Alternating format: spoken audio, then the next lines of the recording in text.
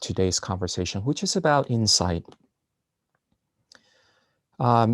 This idea of insight is expressed in several key terms in the Buddhist tradition, such as vipassana, such as clear comprehension, and so on and so forth.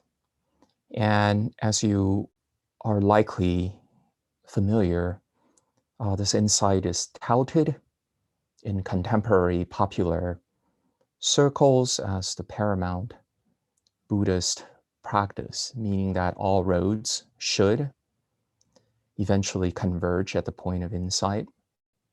And so the role of, say, samadhi, the role of meditation, and the role of jhana is really secondary. It is subservient in the sense that jhana is merely a means to the end, and the end being, of course, insight. And so there are the one main thesis I'd like to present to you is that this idea of insight or wisdom or discernment or panya, at least in the suttas, is really not about ultimate reality. It's not about your developing understanding or you're developing and penetrating insight into the nature of ultimate reality. But instead, it's really about discerning quality. Very specifically, it's about discerning quality in different kinds of experiences. It's also about discerning the relative skillfulness, the degree of skillfulness in different modes of activities. So for example, sensuality would be one mode of activity. The jhana or first jhana would be another mode of activity. And your ability to tell those things apart and to clearly see the respective allure and drawbacks in those different modes constitutes panya.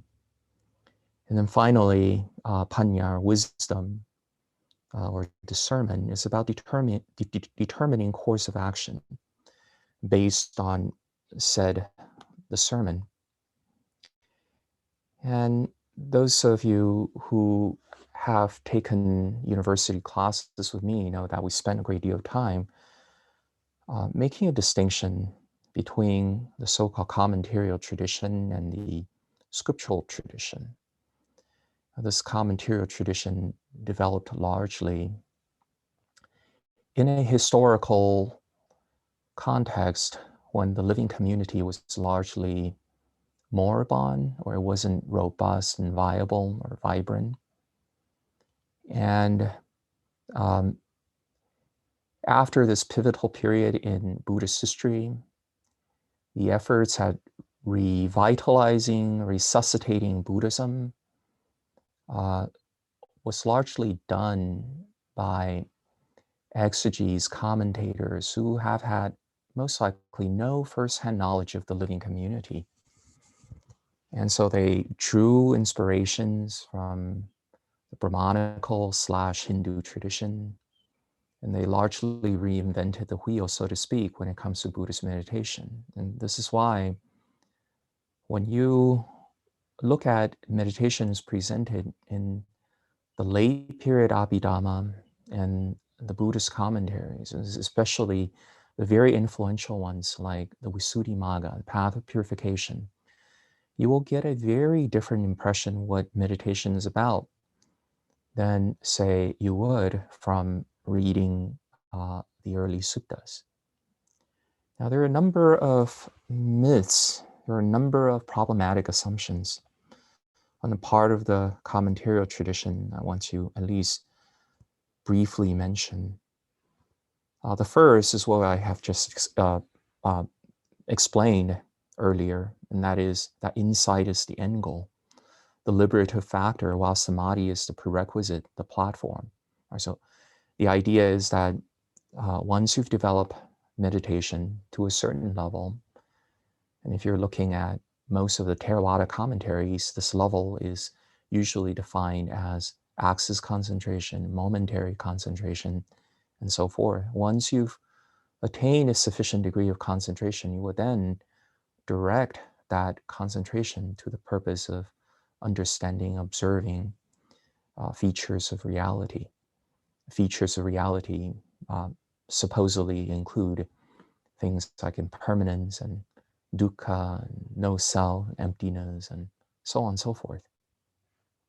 And in the commentarial traditions, insight is that which actually liberates, right? Is of the supramundane domain. And so samadhi or jhana, in contrast, is something that's mundane in nature. It's not uniquely Buddhist. It's not liberative in its own right. And it's also dispensable, meaning that there is an approach to liberation that doesn't have to involve concentration or samadhi or jhana at all.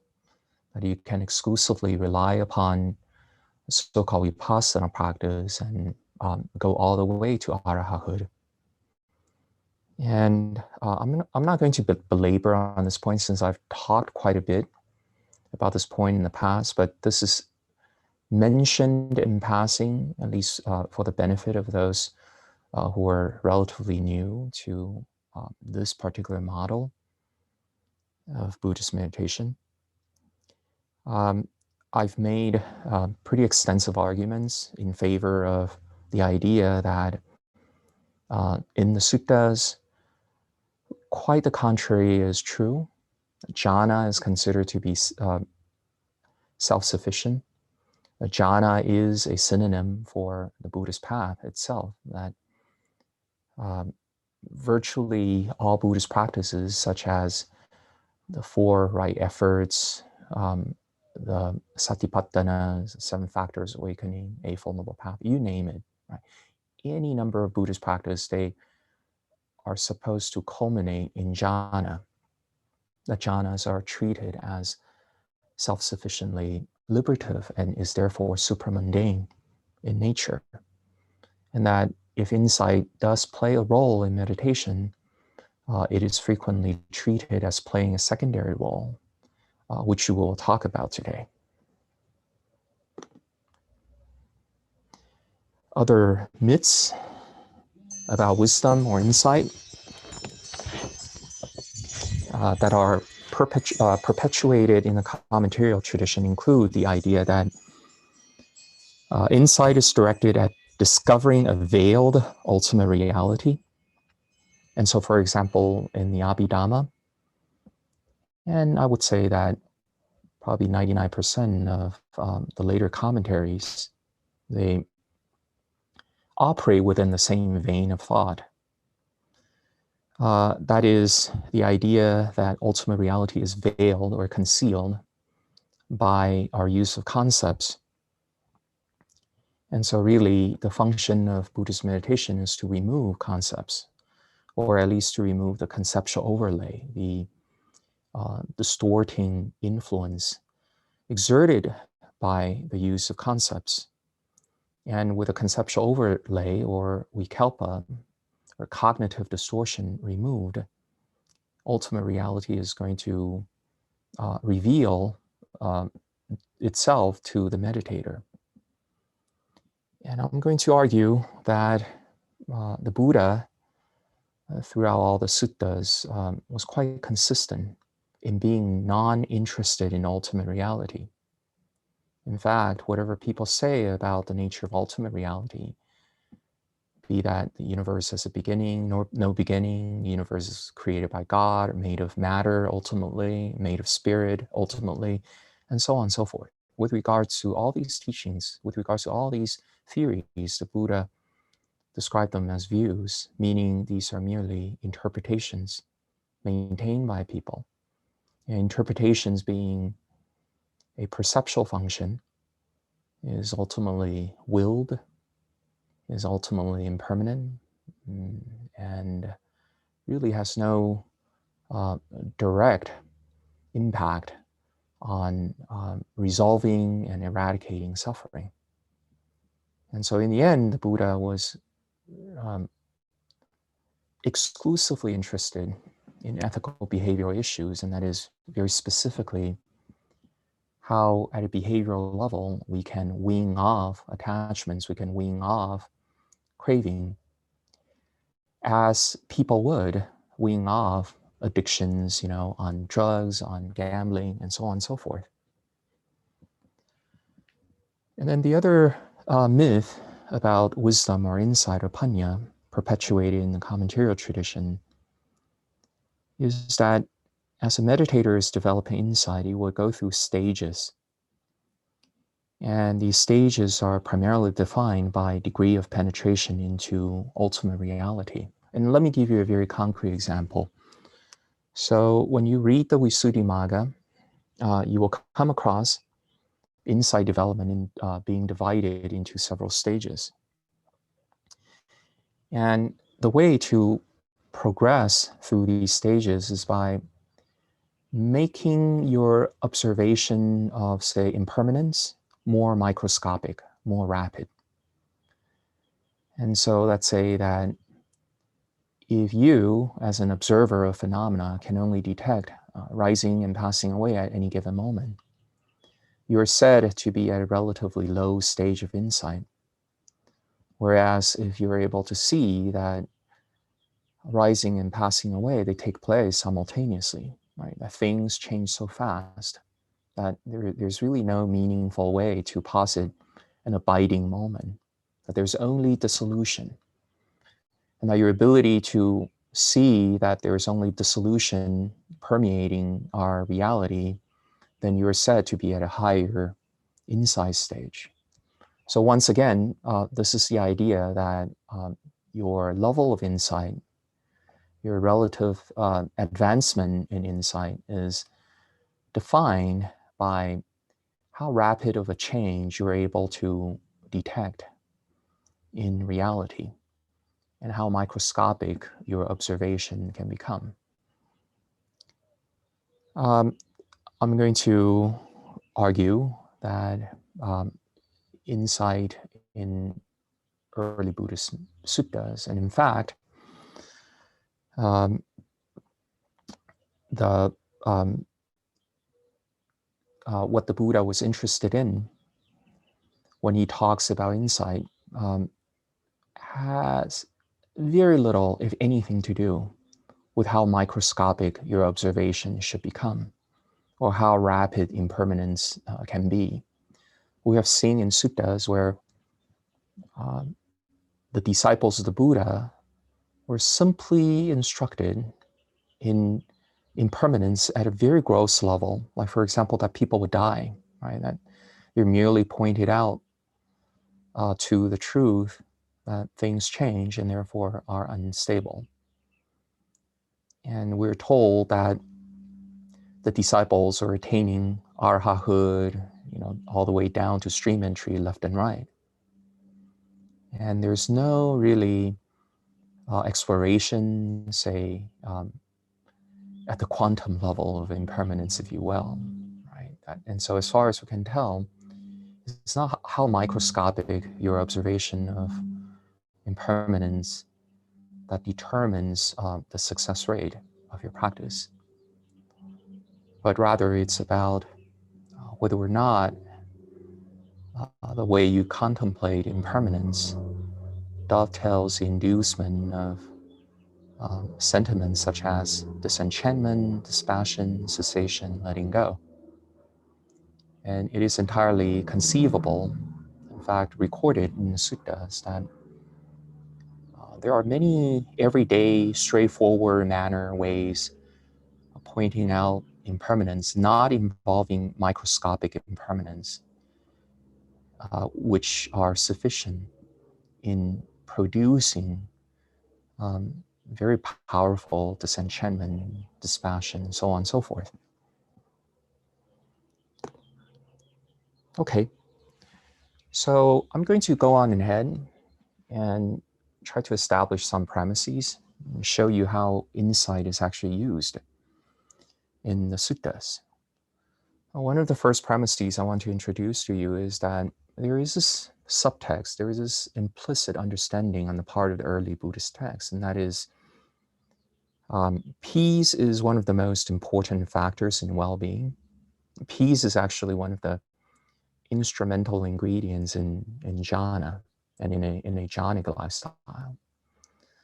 Peace is oftentimes expressed in terms of equanimity, in terms of non-fashioning, in terms of effortlessness, in terms of ease, and so on and so forth. There are different levels of peace.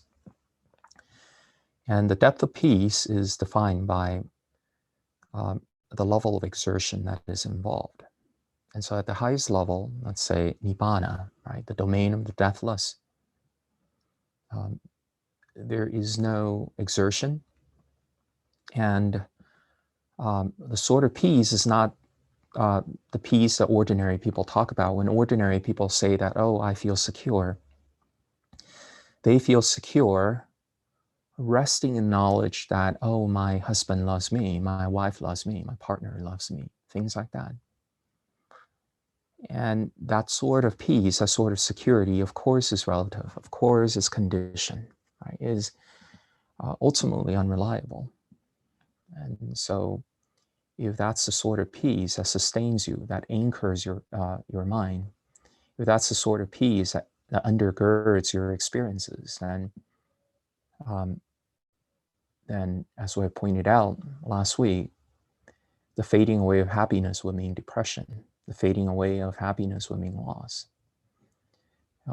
In the past, I've come across some really talented artists who produced moving music, moving pieces of art. And, like sometimes I was quite intrigued by those artworks and would inquire the author what motivated, what inspired such beautiful pieces of art.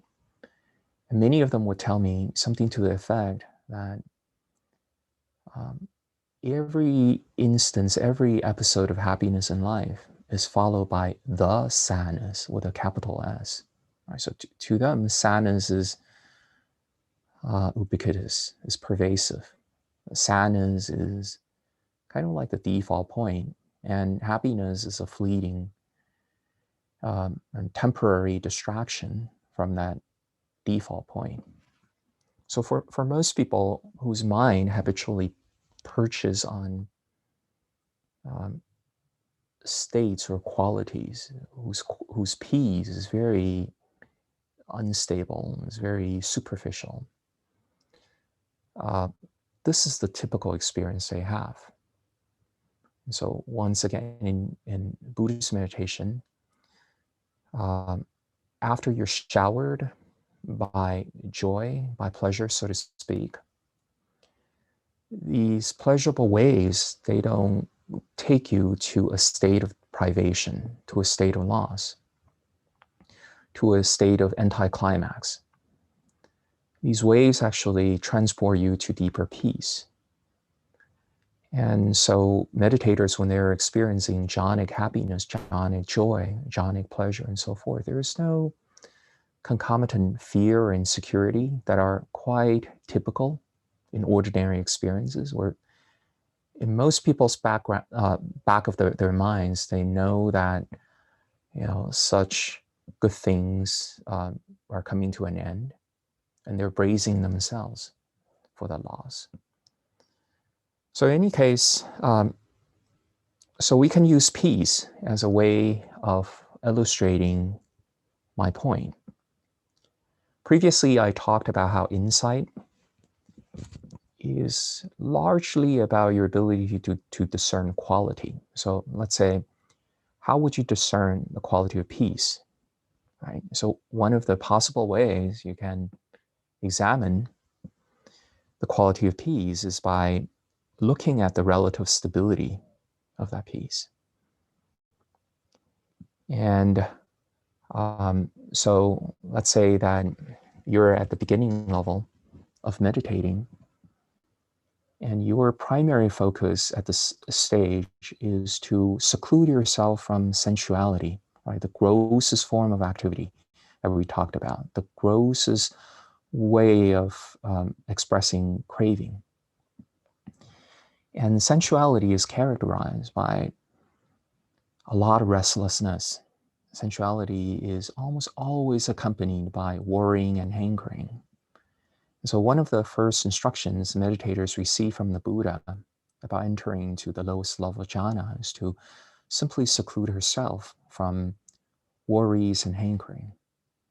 And by doing so, in a very consistent, thorough manner, you will be able to experience a momentum, a sort of purified mind that's unloaded, unburdened by worrying and hankering. You will not, your mind is not incessantly, unendingly bombarded by worrying thoughts, by hankering feelings. And it's really quite a bit of relief, even though we're really talking about the lowest of jhanas. But just by releasing yourself from the heaviest, from the grossest of loads, you would already be able to experience an unprecedented level of peace.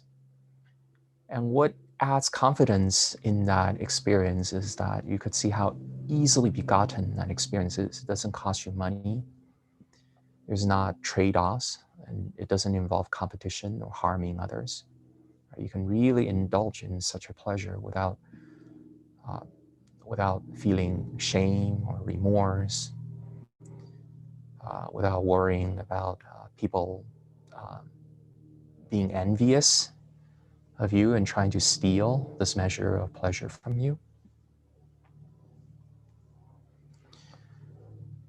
And the other thing about the exercise of insight in such a way is that you will increasingly come to see that actually peace undergirds all your experiences rather than sadness undergirding all your experiences. So if there is something called a default state, right, as opposed to a fleeting incidental state, then peace comes pretty close at describing it. Anything that is not peace, that's a boredom, that's a depression, that's a envy. Those sentiments are not peace to the extent that those are struggles against default point by the mind. So in other words, suffering and the non-default incidental states, they require tremendous exertion on your part. They require proliferation on your part. They require your leaping up at sankhara. You're forming an active relationship with sankhara, with activities. Boredom to a meditator is not a result of absence of entertainment. Boredom is not primarily due to, oh, there's no sufficient entertainment. A meditator could quite clearly see that boredom is a result of the mind acting up in a certain way. And so boredom is not due to passivity on your part, really, but boredom is actively being given rise to. Boredom is something, using Buddhist terminology, originated, right? It is a Dhamma of origination. Okay. And so when you are meditating and you are examining peace in such a way, you go, what sort of peace is there in sensuality, in this particular mode of activity? And you go, like, this is an actual incident, by the way. My friend told me about this. So a friend of mine was once a very wealthy person, but then he lost all his wealth, and he really suffered miserably in a state of poverty because he was so used to wealth. And after many years of arduous struggle, he was finally able to restore a small measure as well. But when I um, spend some time in a meditation camp with the person, he will wake up in the middle of the night screaming, apparently um, suffering from night terror. And he would say something like, oh, he dreamed about how he lost all his money again. And as soon as he wakes up, he would console himself, saying, oh, actually, I'm no longer poor. I have money. The money is safely deposited at this particular bank. So he would mentally visualize walking to the bank, right? And then just consoling himself with the knowledge, oh, like, don't worry. Okay, I'm actually not in a poor state. So this is the sort of peace that people have in the mode of sensuality, right? They would assure themselves with the knowledge that, like I said before, my wife loves me, my husband loves me, I'm still young, I have good looks, I have intelligence, I'm a witty person. But such a peace, even when enjoyed, is enjoyed intermittently. If it doesn't take a lot of astute observation. You just have to just examine the nature of that experience, and you'll see that um, it's almost like you're riding on a roller coaster. There are highs, there are lows in sensual mode. There are moments of relief, there are moments of gratification, and then these moments are truncated. They are interrupted with high frequency by moments of worries, by moments of insecurity. So if this is the sort of moments that are forming the pastiche of your life, you are not really living a jhanic lifestyle, right? Because you're whatever measure of peace, whatever ground you're standing on, that anchors you, that gives you a sense of stability, that gives you a sense of composure. That ground is constantly changing and shifting, and you need frequent and busy readjustment of yourself, so to speak, in essential mode. The more you realize this, and by the way, what I've just explained to you is just one out of 1,000 different angles of contemplating that sensuality, right? And the more you contemplate in this way, the more you are resolved in turning your back on sensuality. Not only more resolved, but you're more willing. There is less of a missing out sentiment. In your turning back on sensuality, you're not feeling like, oh, you're denying yourself some pleasure, right? You're missing out on some awesome fun in the world. But rather, there is a deep conviction. There is a very clear seeing. There is a very cogent convincing of your mind. Indeed, this is not worth my while. And depending on your effort, you can make that process not the least painful. And in fact, feeling completely natural to you that, of course, this is something to renounce. And on the other hand, when you examine the piece in first jhana, and let's say that this is a piece that comes from you're standing firm in the knowledge that you are someone who is aspiring to, you're someone striving toward a lifestyle that is less and less straining, that is less and less harmful, that is less and less competitive. You want to lead a blameless life. And just that knowledge alone, right? If you do it thoroughly, if you do it consistently, it doesn't require any sort of artificial concentration. It doesn't involve any sort of playing with meditative tricks like smiling in a certain way, sitting up in a certain posture, following your breath in a certain way, spreading your breath energy in a certain way. It doesn't take any of this, the traditional so-called concentration techniques.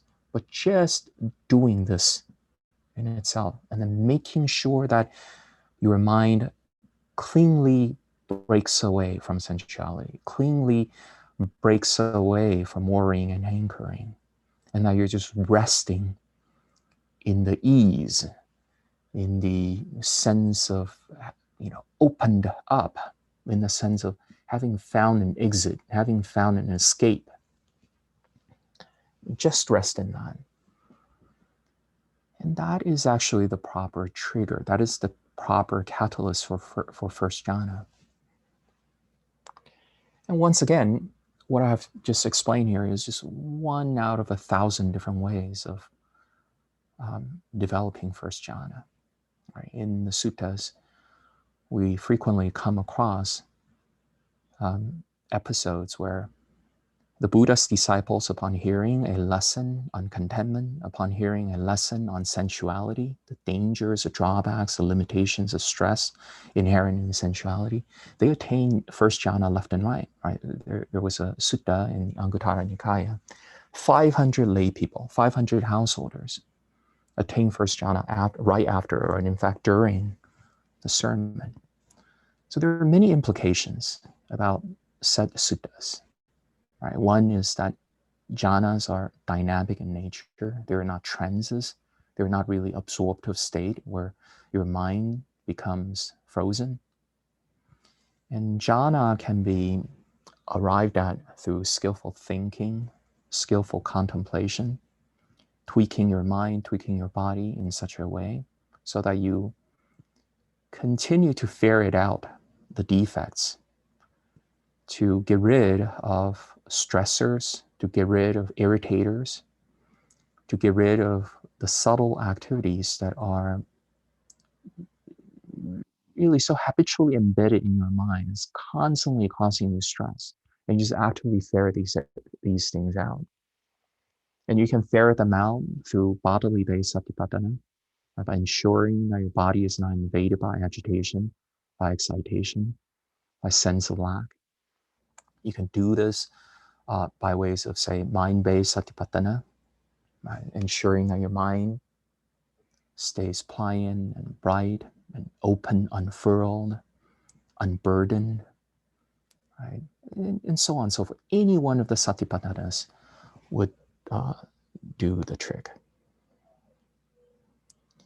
And when you develop insight in such a way, which may or may not involve thinking, which may or may not involve vitaka vichara, and even though for most beginners, they would start out with guided thought, with Dhamma-inspired thought, vitaka vichara.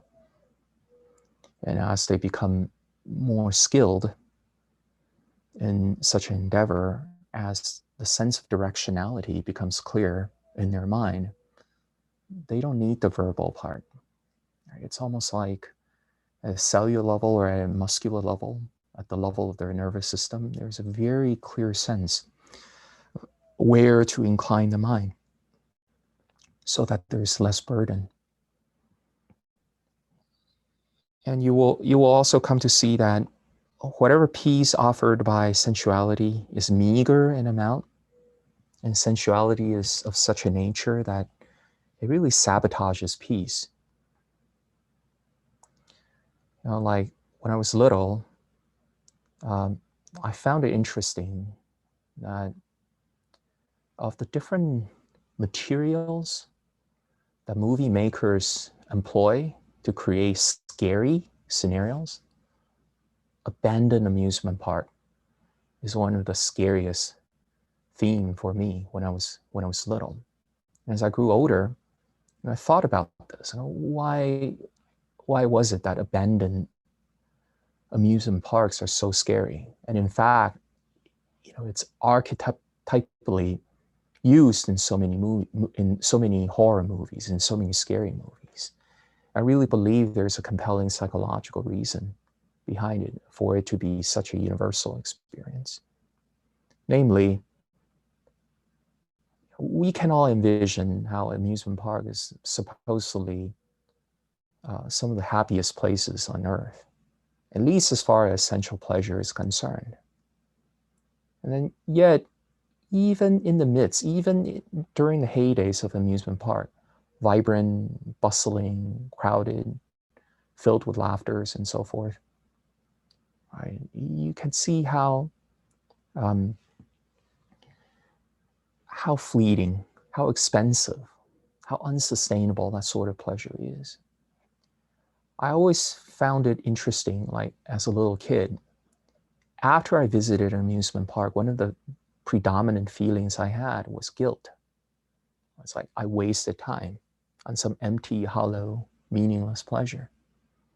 I've spent so much money,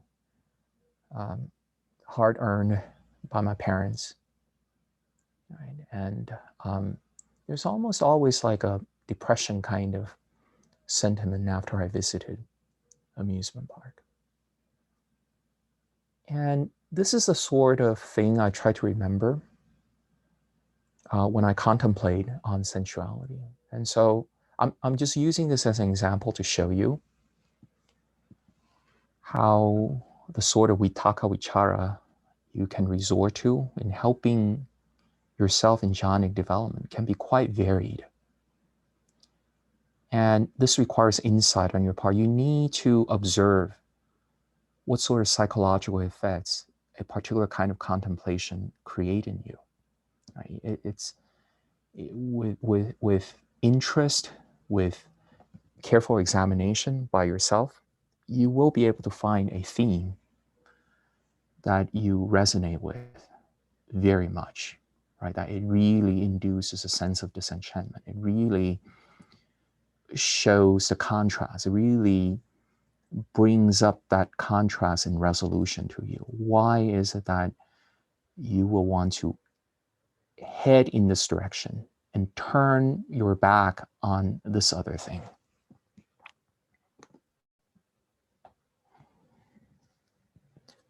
And so insight and discernment that are undertaken in jhana practice is not non-judgmental awareness.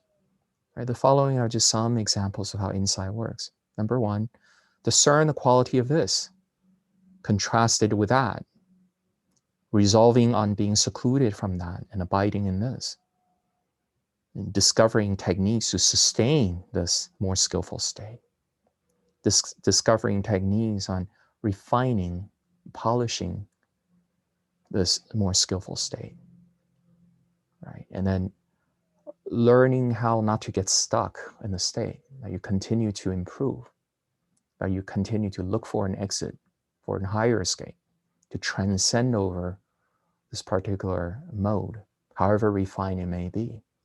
Because in the end, you are guided by your sense of directionality about deathlessness. So even with regards to the most skillful fabrications, the most skillful modes of activities, right, you are guided by the knowledge that activity is exertion, is willed, is stressful, and therefore the ultimate anchoring place is not in a mode of activity, but rather in that intrinsic, non-fashioned peace called nibbana, which is really the nature of your mind after craving is removed. Now, some of you might object to my presentation today by saying, look, you said that insight is not about ultimate reality, but yet I've come across all these sutta passages that talk about how the five aggregates are impermanent, five aggregates are not self, and so on and so forth. And I would argue that these sutta passages, they're not descriptions of ultimate reality. The point of these sutta passages is not to show you that, like hiding behind concepts, the substratum of the universe is characterized by radical impermanence or no self or substance, non-substance, emptiness, and so on and so forth. I will argue that even those sutta passages, they are about quality. They are about shaping your value system. They are about honing your ability to tell apart different modes of activities so as to inform which direction you're heading toward. That those sutta passages are about helping you to detect stress inherent in sankharas. Sankharas are really the relationships you form, with feeling, with perception, with sankhara, with consciousness. Right.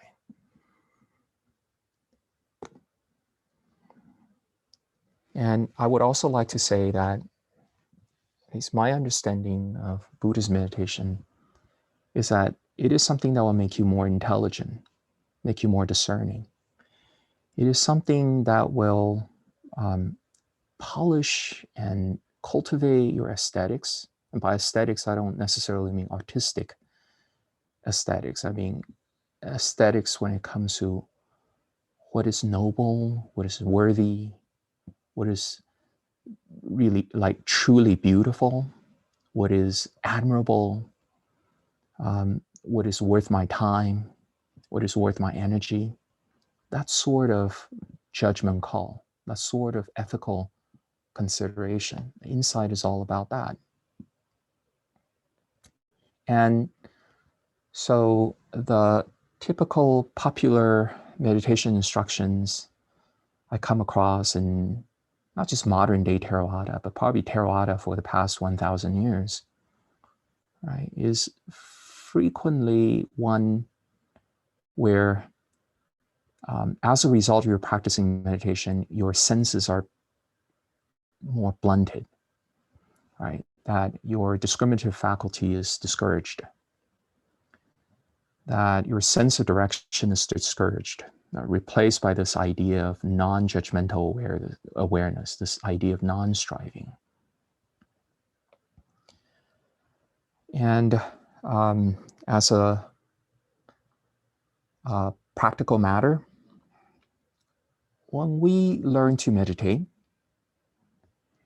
instead of starting out with the aim of entering into some arbitrary state of concentration and then judging yourself on how concentrated you are in those states, it is much better to cultivate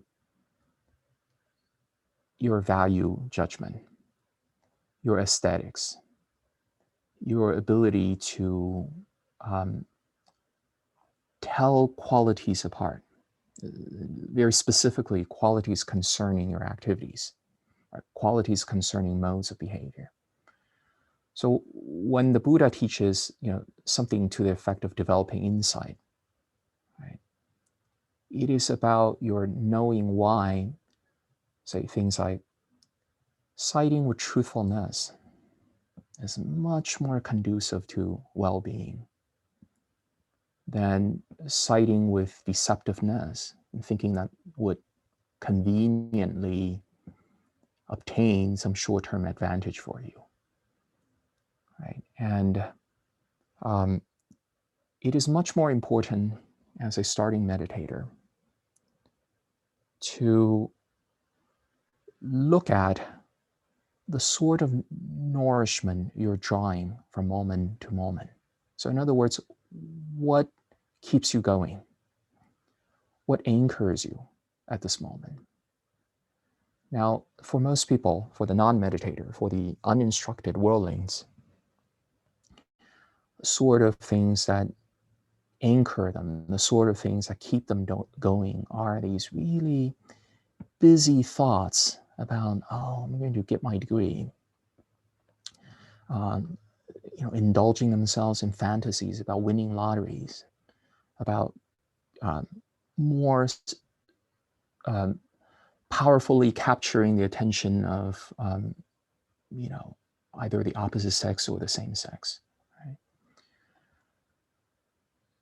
And if you have a well-honed sense of discernment, and that you are able to see, okay, those thoughts that I typically indulge in, they're not really conducive to peace.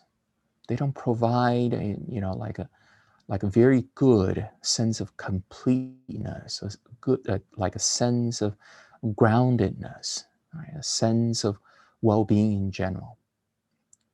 So instead, you draw on other sources of inspiration that are more jhanic in nature. And what sort of things are jhanic in nature? The suttas give us hundreds of examples. So just to give you a few, contentment is a much better jhanic source than discontentment. Gratitude is a much more uh, jhanic source than non-gratitude. Right? Forgiveness, right? Goodwill are a much more jhanic source than holding a grudge, than simmering in anger and resentment. This is why when you read the suttas, there is invariably an ethical ethos about them. The Buddha never teaches concentration in a neutral way. He never teaches, staring at the tip of the nose. He never teaches the more closely you follow your breath, the higher the concentration you get. It's not about that. It's at least in part about the sermon. It's at least in part about the sort of value judgment you live with. The sorts of jhanic moments that you weave together, and hopefully with some effort, with mindfulness, can keep them going with consistency, with very little interruption, which will in turn turn into jhanic momentum. That's what jhanas are about. That's what insight is about. The so-called sila, the so-called moral foundation, is not a separate compartment from training in calm. It's not something you do prior to staring at your nose, but rather the sila part is the very content of samadhi. And so if you're someone who is conscientious, who is interested in quality of your action, in the consequences of your action, and you're in the habit of being aware of your activities and refining them as you engage in these activities, then you're in a very good starting point. In fact, you are following exactly the starting instructions that Buddha gave about how to meditate. What counts as jhanic nourishment according to the suttas, like one example would be devotion, right? And this is, of course, rarely talked about in a Western Buddhist setting. So your devotional sentiments towards the Triple Gem, for example, your resolve to follow the liberative ethical path, right? These things can produce a range of possible effects in your being. One possible effect might be that you feel your life is purpose-driven. You are living under the guidance of Dhamma. You are living, being beckoned by the Dharma beacon. And that has a stabilizing effect in you. And if you can do this for one moment, it's one moment's worth of jhana moment, right? And if you learn to draw your nourishment in a more or less uninterrupted, sustained, consistent manner from devotion, then you'll come to understand how it is entirely possible for you to not have to draw nourishment from the sensual side, but only draw nourishment from, you know, jhanic moments, from jhanic material, so to speak. And another example, groundedness.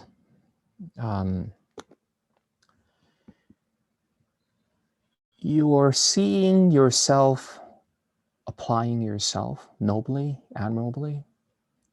You're not idling your time away like ordinary beings who are just like living in drunken stupor, who are living like zombies because they're just blindly following their reflexes.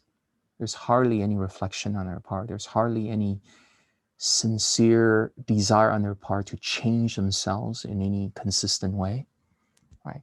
This sort of understanding, this sort of conviction can also become a jhanic nourishment too. Gratitude, contentment, recollection about one's generosity or integrity, and so on and so forth. Those of you who are more savvy with early Buddhist suttas, you might be aware of the so-called 6 kinds of recollections or the 10 kinds of recollections, which include topics such as remembering the sort of gifts that you have given to the world, to other people, to people around you, to yourself, right? And what this does, at least in one way, is it gives you a persona, it gives you an identity that is relatively wholesome. Before we are arahats, our mind needs to perch on something. It needs to have a sense of self. And so if you allow yourself to perch on a sense of identity that is wholesome, that can also be jhanic. That can also be conducive to the attainment of jhana. I can emphasize enough the importance of having clear conscience. If you have like a clean plate, I mean, I don't mean that you have to have been a perfect person, that you have to have been a saint. I don't mean that. But just merely resting in knowledge that from this moment onward, I will not tell a deliberate lie. I will endeavor to side with truthfulness. Right? Something like that produces an anchoring effect in your being. And such an anchoring effect can be developed, it can be refined. And it can only be developed if you exercise insight. If you look at, for example, the sorts of effects such an act is producing, and then you can use that as a feedback to further refine, right? To tweak, to reorient. And so that the way you draw jhanic pleasure becomes more easeful. It requires your not having to go really far out there, right? To travel a great distance from your mind, from your own being, so to speak. You know, that you don't have to go through complex scheming and planning and processing, hunting down, digesting and eliminating waste product in the eating of your food, so to speak. Still, other examples of jhanic nourishment, ease and relaxation. Right? And typically, ease and relaxation in early Buddhist teachings, they are not just the sort of ease and relaxation that are brought on by you're relaxing your muscles, even though that can be one kind. Ease and relaxation primarily means something to the effect of your having unburdened yourself from unskillful activities, right? Having chosen either a lifestyle or a moment's worth of few duties, few desires, few affairs, right? And this is probably worth a few more comments. The jhanic lifestyle, by and large, is characterized by leisure. This is a hard sell in modern culture. Most successful people will tell you that the reason that they don't retire is because even though they've got enough money to do so, but then having spent, say, 3 days on the beach with martini in hand, having nothing to do with people waiting on your feed, the pleasure, the enjoyment lasts a few days before you feel like you're fed up, before you feel like you are not being productive, that an overwhelming sense of guilt or boredom start dawning on you. Now, in the early Buddhist world, you can really have the cake and eat it too. You can have the best of both worlds. Externally, and there's no set in stone dogmatic rule about this. Okay? You have to use your own discretion in deciding what level of leisure is good for you, especially at this particular stage in your life. But by and large, the Buddhist recommendation is that you want to conserve your energy, or at least, like the sort of activities people expend their energies at are really non-conducive to long-term well-being. They're just whiling, they're just busy for being busy's sake. And leisure goes a long way. And the way to avoid boredom and guilt and feeling unproductive while leading a leisurely life is by remaining ardent and productive inwardly. So it's entirely possible that outwardly you are conserving your energy, you are at ease. It may very well be that you're under some peer pressure. People are looking at you funny, thinking that you're not being a productive member of the society because you're not feverish about fame, about fortune, that you lead a life that seems very passive, that seems perhaps even reclusive to others. But then inwardly, you feel very complete. You feel grounded because you are always guided by the noble goal. And your work is geared toward your mind as opposed to acquisitions and external accomplishments. Okay? And another kind of jhanic nourishment is the simple removal of mental defects. This is easier said than done. Most people are so used to carrying stress, carrying memories, carrying some subtle baggage that they're so used to carrying that when you ask them, hey, do you have something in mind? They're likely to tell, no, I'm doing well, right? But meditator is a lot more astute, is a lot more keen in her observation. And so he wants to be able to ferret out these tiny stressors. Even when you're not facing, say, challenging situations in life, even let's say you're on spring break and have very little to do, it's almost as if the back of your mind is permeated with some generic hazy sense of worry, some generic hazy sense of restlessness, some generic hazy sense of agitation or want or worry, and so on and so forth. So you can just keep smoothing out the surface of the mind, so to speak, right? So that your mind really feels like bright and unburdened and not carrying weight. Right, just doing this, the removal of negative things, the removal of evil, unskillful states known as hindrances or defects, right? And then draw your strength from the resulting brightness of the mind, or the uplift of the mind, or the calming of the mind, or the release of the mind, or the openness of the mind, the transparency of the mind, the strength of the mind, right? So on and so forth. Right? That would be another example of jhanic nourishment. So yeah, this harkens back to what I said. My understanding of jhana is that it's not a result of your learning some concentration skill. The progress in jhana is not a matter of your attention becoming more exclusive, your attention becoming more laser-like, your attention becoming more one-pointed. But it's about all these skillful things. It's about whether or not your life, your being is becoming more aligned with the Eightfold Noble Path, that you are implementing the duties of the Four Noble Truths in a skillful way.